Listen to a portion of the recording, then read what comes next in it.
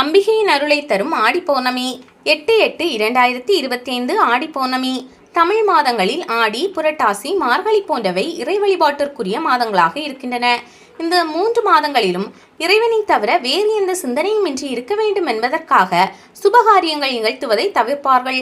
புரட்டாசி மாதம் பெருமாளுக்குரியதாகவும் மார்கழி மாதம் பெருமாள் மற்றும் சிவபெருமானுக்குரியதாகவும் இருக்கும் நிலையில் ஆடி மாதம் முழுவதும் பெண் தெய்வமான அம்பிகையை வழிபாடு செய்யும் மாதமாக போற்றப்படுகிறது. இந்த ஆடி மாதத்தில் அனைத்து அம்மன் ஆலயங்களிலும் சிறப்பு பூஜைகள் நடைபெறும். ஆடி வெள்ளிக்கிழமைகள், ஆடி தபசு, ஆடிப்பூரம், ஆடி பௌர்ணமி என்று அம்பிகை மாதம் முழுவதுமே வழிபட்டபடியே இருப்பார்கள். அப்படி அம்மனை வழிபாடு செய்யும் ஆடி மாத நாட்களில் சிறப்பான ஒரு தினம்தான் ஆடி பௌர்ணமி. இந்த முழு நிலவு நாளில் அம்மனுக்கு சிறப்பு பூஜைகள் செய்து வழிபடுபவர்களுக்கு வாழ்க்கையில் மிக அற்புதமான மாற்றங்கள் ஏற்படும் என்பது நம்பிக்கையாக இருக்கிறது. ஆடி மாத பௌர்ணமி தினத்தன்று அதிகாலையிலே எழுந்து நீராட வேண்டும். பின்னர் சாப்பிடாமல் தண்ணீர், பால், பழம் கூட அருந்தாமல் வீட்டின் பூஜை அறையில் இருக்கும் அம்மன் படத்திற்கு முன்பாக விளக்கேற்றி வைத்து வழிபாடு செய்ய வேண்டும்.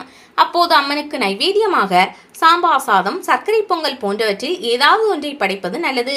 வீட்டின் பூஜையை முடித்த பின்னர் அருகிலுள்ள அம்மன் கோயிலுக்கு சென்றும் அம்மனை கண்குளிர தரிசித்து வழிபட வேண்டும்.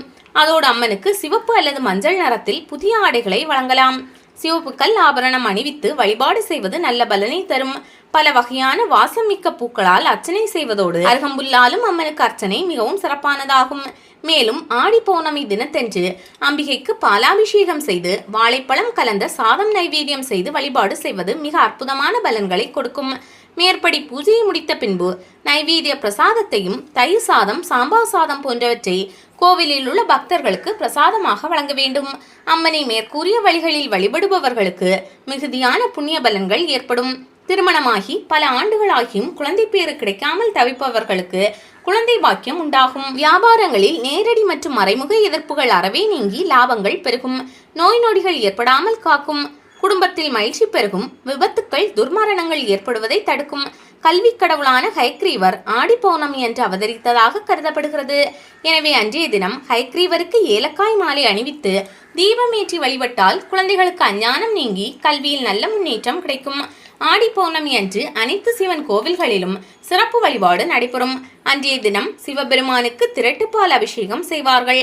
சிவபெருமானோடு விநாயகர் மற்றும் திருமால் வழிபாடும் சிறப்புக்குரியதாகும். திருமாலை வழிபடுவதன் மூலம் குடும்பத்தில் ஒற்றுமையும் வளர்ச்சியும் ஏற்படும். ஆடி பௌர்ணமி என்று மலைக்கோவில்களில் கிரிவலம் வருவது பல்வேறு நன்மைகளை வழங்கும்.